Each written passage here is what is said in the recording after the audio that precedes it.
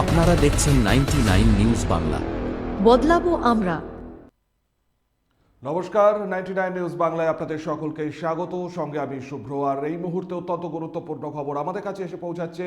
কল্পতরু মেলার অস্থায়ী কার্যালয়ে আগুন, নেপথ্যে তৃণমূলের গোষ্ঠীদ্বন্দ্ব, সেই নিয়ে কিন্তু উঠছে প্রশ্ন। গত রাত্রে কল্পতরু মেলার যে অস্থায়ী কার্যালয়, সেই কার্যালয়ে কিন্তু আগুন লাগে, এমনটাই কিন্তু জানা যাচ্ছে। ঘটনাস্থলে কোকোবেন থানার পুলিশ এসেও পৌঁছায়।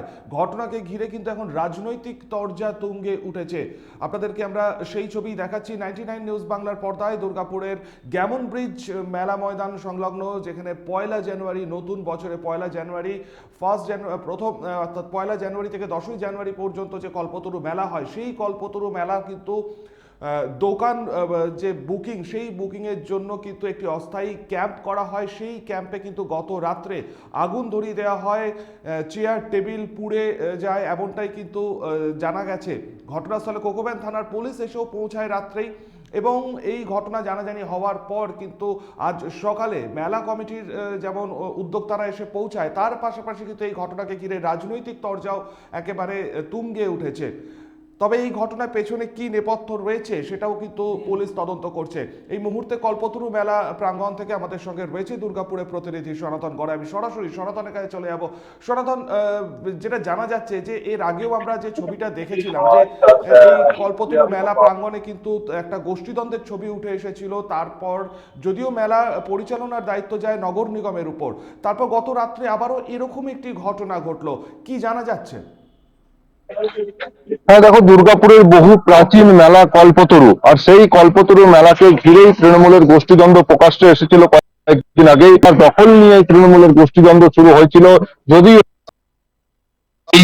তৃণমূলের তরফ থেকে অর্থাৎ দুর্গাপুর নগর নিগমের তরফ থেকে জানানো হয় যে এই মেলা কমিটি, যে পুরনো কমিটি যারা ছিল, তারাই কিন্তু মেলা পরিচালনা করবে। তারপরেও কিন্তু যে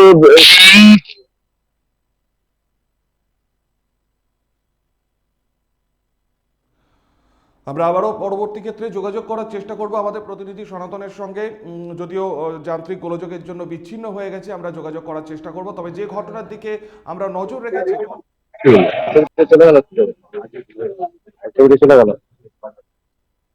এবং এই ঘটনাকে নিয়েই কিন্তু অগ্নিকাণ্ডের ঘটনা জানাজানি হওয়ার পর কিন্তু মানুষজন এসে পৌঁছেছেন।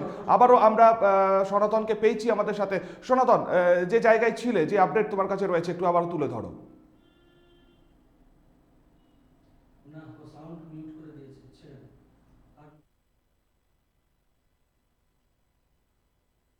বিচ্ছিন্ন হয়ে গেছে আমাদের প্রতিনিধি সনাতনের, এবং এই মুহূর্তে আমরা যে ছবি আপনাদেরকে দেখাচ্ছিলাম, কল্পতরু মেলার যে ছবি, সেই ছবি কিন্তু আপনাদেরকে আমরা দেখাচ্ছি। আবারও আমরা যোগাযোগ করতে পেরেছি আমাদের প্রতিনিধির সাথে। সনাতন, শুনতে পাচ্ছ? হ্যাঁ, এই যে মেলা, অর্থাৎ এই মেলায় গতকালই খুঁটি পুজো হয়েছিল, এবং গতকাল রাতেই এই মেলার যে অস্থায়ী যে দোকান বন্টন, অর্থাৎ মেলার স্টল বন্টনের জন্য যে অস্থায়ী কার্যালয় করা হয়েছিল, সেই কার্যালয়ে যে চেয়ার টেবিল পুড়িয়ে দেওয়া হয়। তার সাথে এখানে যে ফ্লেক্স লাগানো হয়েছিল, সেই ফ্লেক্সও কিন্তু ছিঁড়ে ফেলা হয়। মেলার যে অস্থায়ী কার্যালয়ের যে প্যান্ডেলের কাপড়, সেই কাপড়ও কিন্তু ছিঁড়ে দেওয়া হয়। এবং গতকাল রাতে এই ঘটনাকে ঘিরে ব্যাপক চাঞ্চল্য ছড়িয়ে যায় গোটা এলাকা জুড়ে। ঘটনার খবর পেয়ে ঘটনাস্থলে পৌঁছায় কোকোবেন থানার পুলিশ এসে আগুন নেভানোর চেষ্টা করে। এবং আজ সকাল থেকে যেমনটা দেখা যাচ্ছে, যে এই ঘটনাকে ঘিরে গোটা যে মেলা চত্বর জুড়ে চাপা উত্তেজনা রয়েছে। আগামী 1 জানুয়ারি থেকে এই মেলা শুরু হবে, তার আগেই যে এই ঘটনাকে ঘিরে রীতিমতো কিন্তু শোরগোল পড়েছে। যদিও এই যে মেলা পরিচালনা কমিটির যারা রয়েছেন, তারা পরিষ্কার জানাচ্ছেন এর পিছনে একেবারে চক্রান্ত থাকতে পারে। যারা এই যে মেলা কমিটির বিরুদ্ধে অভিযোগ করছিল, অর্থাৎ ভিত্তিহীন অভিযোগ করছিল, তারা এই চক্রান্ত করতে পারে। এছাড়াও কিন্তু বিরোধীদেরও মদত থাকতে পারে এই ঘটনার পিছনে। যদিও পুলিশ পুরো ঘটনা খতিয়ে দেখে তদন্ত করছে, কিন্তু এই যে ঘটনার যাদের বিরুদ্ধে অভিযোগ উঠছে, তারাও পরিষ্কার জানাচ্ছেন যে এই যে মেলা কমিটি, তাদের উপর যে ভিত্তিহীন দায় চাপানোর জন্য এই ধরনের ঘটনা ঘটানোর চেষ্টা করছে।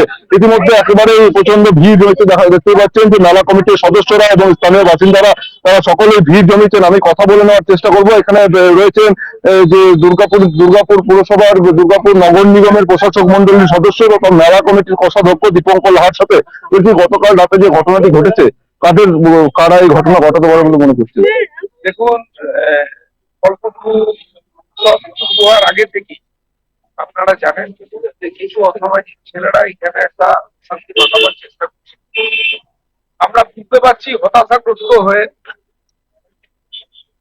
এই ধরনের ঘটনা ঘটিয়েছে, কিন্তু যে সমস্ত অসামাজিক ব্যক্তিরা এই ধরনের ঘটনা ঘটিয়েছে আমরা প্রশাসনের কাছে যাবো কিছুক্ষণের মধ্যে।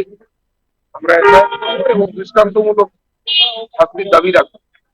এই ধরনের ঘটনা একটা ঐতিহ্যশালী মেলা দীর্ঘদিন ধরে হয়ে আসছে, সেই মেলাতে এরকম ধরনের ঘটনা জীবনে কোনোদিনও ঘটেনি, এইবার প্রথম এরকম ধরনের ঘটনা ঘটলো। এর তো বিচার আমাদের চাই, প্রশাসনের কাছে দাবি আমাদের থাকবে এবং গ্রেপ্তারের দাবিও থাকবে। ৩১ নম্বর ওয়ার্ডের সহসভাপতি তিনি বলছেন যে আমাদেরকে ফাঁসানোর জন্য এই ঘটনা ঘটাচ্ছে মেলা কমিটি, এই বিষয়টা নিয়ে কি বলবেন? দেখুন, এরকম ধরনের ঘটনা বিগত দিনে কোনোদিনও ঘটেছিল কি?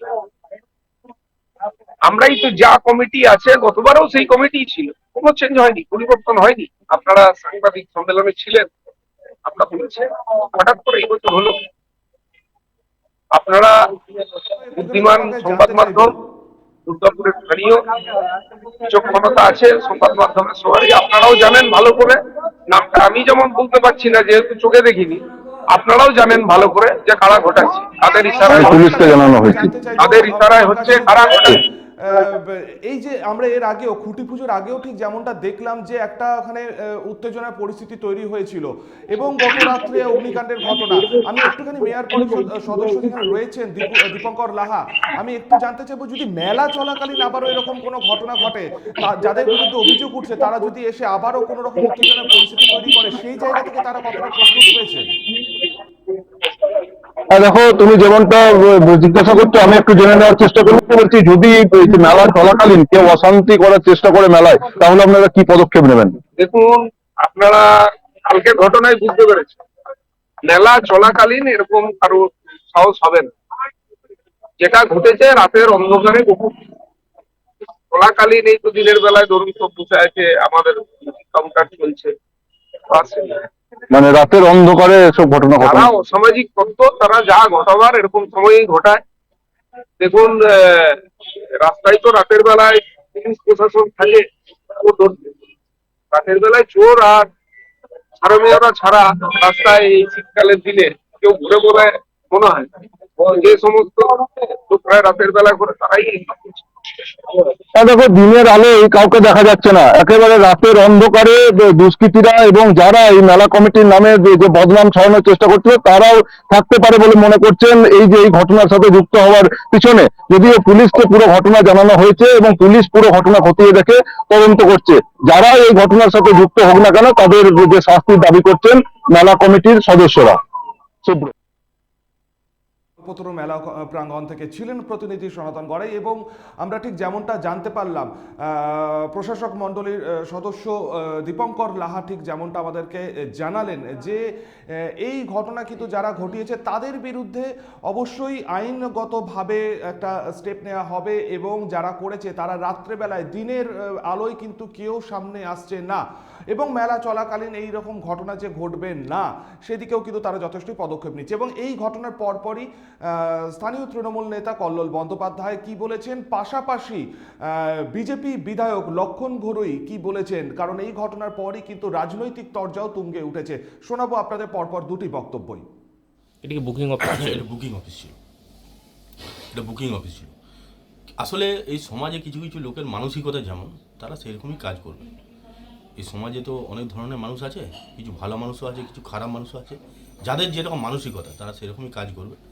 এটা কোনো রাজনৈতিক কোনো ব্যাপার না, এটা সম্পূর্ণ কিছু বিকৃত মানসিকতা, লোকের অপসংস্কৃতি। তো আমরা আগামী দিনে এটা কঠোর হাতে দমন করব। হ্যাঁ, আজকের পর থেকে আমরা প্রশাসনের সাথেও কথা বলেছি এবং যেখানে যেখানে কথা বলার সেখানে সেখানে কথা বলেছি, কারণ অত অত মানুষের সেফটি সেদিকে তো আমাদেরকে, আমরা যারা মেলা যারা পরিচালনা করি আমরা দেখেছি এই মেলাকে ঘিরে কীরকম উন্মাদনা। গোটা দুর্গাপুর নয়, দুর্গাপুরের আশেপাশে বিভিন্ন এলাকার মানুষ এই মেলাতে এসে উপস্থিত হয় এবং এটা একটা দুর্গাপুরের ঐতিহ্যবাহী মেলা। সেই জায়গায় দাঁড়িয়ে পড়ে আমরা কঠোর হাতে এই ব্যাপারটা দমন করব যারা এই ধরনের কর্মকাণ্ড করেছে। সাথে সাথে দুর্গাপুরবাসীকে এবং অন্য অন্য নাগরিককেও আমরা সাথে সাথে বলবো আপনারা এই মেলায় আসুন। আমরা ওনাদের যে সুবিধার্থে যা যা প্রয়োজনীয় যা যা কর্মসূচি নেওয়ার সে সমস্ত কর্মসূচি আমরা মেলা কমিটির পক্ষ থেকে অবশ্যই গ্রহণ করবে। দেখুন, দুর্গাপুরে কল্পতরু মেলা দুর্গাপুরের ঐতিহ্য। দুর্গাপুর সংস্কৃতিবান এলাকা। এই কল্পতরু মেলা দীর্ঘদিন ধরে হয়ে আসছে, তার একটা ঐতিহ্য আছে। কিন্তু সেই ঐতিহ্যকে জলাঞ্জলি দিয়ে তৃণমূল কংগ্রেসের গোষ্ঠীয়নদের কারণে দুই গোষ্ঠী লড়াইয়ে টাকা কে তুলবেন, কারা মেলার দায়িত্ব পাবেন, একাধিকবার এই নিয়ে পরে সমস্যা তৈরি হয়েছে। অর্থাৎ মেলা কমিটির হিসাব যারাই চালান হিসাব দেন না, তার ফলে কয়েক বছর ধরে আরও লাগাতারভাবে এই ধরনের আক্রমণ বাড়ছে, মেলা সংস্কৃতি ঐতিহ্য নষ্ট হচ্ছে। দুই গোষ্ঠী লড়াইয়ের ফলে কাজে খুঁটি পুজো হয়েছে, আগুন লাগিয়ে দেওয়া হয়েছে। কারা আগুন লাগালেন?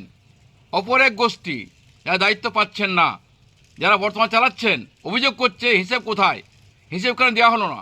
এই যে কোটি কোটি টাকা লুট করা হচ্ছে, তার ফলে এই গণ্ডগোল, দুই গোষ্ঠী লড়াই। আর দুই গোষ্ঠী লড়াইয়ের ফলে মেলা আগুন লাগানো হয়েছে। এর প্রতিবাদ জানাই, ধিক্কার জানাই। মানুষকে বলবো আগামী দিনে এই দুটো কমিটিকেই উচ্ছেদ করে দুর্গাপুরে যারা সংস্কৃতিবান আছেন, বিভিন্ন ক্লাব আছে, এনজিও আছে, সমাজসেবী সংগঠন আছে, সকলকে নিয়ে কমিটি করলে পরে এই মেলা সমস্যা দূর হবে। তা দুর্গা মানুষ শান্তিতে মেলা দেখতে পারবেন। বলার কিছু নেই, এটা তৃণমূলের কালচার, তৃণমূলের গোষ্ঠীদের কারণে এই ঘটনা ঘটেছে। কল্লোল বন্দ্যোপাধ্যায় এবং দুর্গাপুর পশ্চিমের বিজেপি বিধায়ক লক্ষণ চন্দ্র ঘড়ই কি বললেন? অভিযোগ এবং পাল্টা অভিযোগ অবশ্যই, পাশাপাশি যাদের বিরুদ্ধে অভিযোগ উঠছে, যারা এই ঘটনা ঘটাতে পারে বলে আঙুল তুলছেন, তারা ঠিক কি বলেছেন আমরা শুনবো তৃণমূলের অপর এক গোষ্ঠীর বক্তব্য।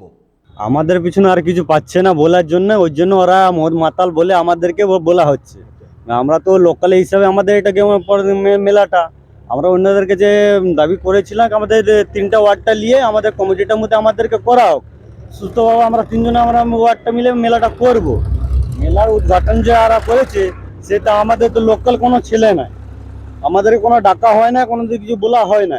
সে বাইরে বাইরে লোক দিয়ে এনে করে মেলাটা করে হয়েছে। আমাদের উপনেতাগুলো আমাদেরকে বারণ করে, ঠিক আছে ওরা করছে করুক, আমাদের যাক না।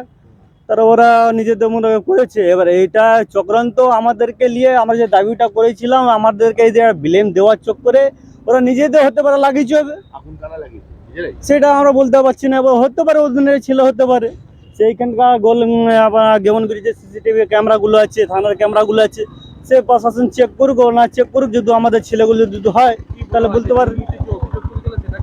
হ্যাঁ, ওইটা ঘুরাবার চেষ্টা, এটা তো নিজেদের ঢাকার জন্য এইগুলো আমাদের উপরে ব্লেম করা। কারণ আমরা তো প্রথম কথা এই জিনিসটা আমরা বুঝতে পারছি না কি করে হলো। আমরা সোশ্যাল মিডিয়ার মাধ্যমে আমরা জানতে পারলাম এই ঘটনাটা। এবার আমরা একটা অভিযোগ করেছিলাম মেলার বিরুদ্ধে, আমাদের ফাঁসাবাদ চলতি, এই চক্রান্ত করা হচ্ছে। যদি ভুল করে থাকি, এখানে সিসিটিভি বা অন্য ক্যামেরা লাগানো আছে, ওই ক্যামেরার হিসাবে ফুটেজ হিসাবে দেখবে এবার কে এটা লাগাইছে, এটা তো কি করে বলবো। কিন্তু আমাদেরকে ফাঁসানো হচ্ছে, ফাঁসাচ্ছে আমরা যার বিরুদ্ধে অভিযোগ করেছিলাম। হ্যাঁ, একদম। যাদের বিরুদ্ধে অভিযোগ তারা ওইটা আমরা বিশেষ কতটা আমরা জানি না। আমরা নিজের ওয়ার্ড নিয়ে চলছি, আমরা লোকাল ছেলে ক্লাব হিসাবে চলছি, আমরা এটা নিয়ে পড়ি। দুর্নীতির থেকে চাপা দিবার চলতে এই ঘটনাগুলো ঘটাচ্ছে। আগুন লাগানো যে ঘটনাটা, এটা চক্রান্ত পুরো। আমাদের একটা অভিযোগ করেছিলাম, ওইটা পাল্টায় নিজের দোষটাকে ঢাকা দিবার চলতে এই আগুনটা লাগানো হবে। আমরা বলেছিলাম লোকাল আমাদের যে ওয়ার্ডগুলো আছে 31, 39, 40 আমাদের কমিটির মধ্যে লিখছে না কেন? যদি প্রশাসক মন্ডলীর সদস্য দীপঙ্কর লাহা উনি বলছেন এগুলো সব মদমাতালদের কাজ, কি বলবেন? মদ মাতাল, এবার ওনার বক্তব্য আমি আর কি বলতে পারি। আমরা শুনে নিলাম অপর গোষ্ঠী, অর্থাৎ যাদের বিরুদ্ধে অভিযোগের আঙুল উঠছে তারা অভিযোগ অস্বীকার করেছেন। তবে এই ঘটনাকে ঘিরে কিন্তু এখন যেমন রাজনৈতিক একটা চাপানোতর, পাশাপাশি কিন্তু এলাকার মানুষের মধ্যেও প্রশ্নচিহ্ন দেখা দিয়েছে। এই অগ্নিকাণ্ডের পেছনে আসল নেপথ্য কি? তৃণমূলের গোষ্ঠীদ্বন্দ্ব নাকি অন্য কিছু? সে নিয়েও কিন্তু তদন্তে নেমেছে কোক ওভেন থানার পুলিশ। আপাতত এই পর্যন্তই। পরবর্তী নিউজ আপডেটের জন্য আপনাদের নজর থাকুক শুধুমাত্র 99 নিউজ বাংলায়।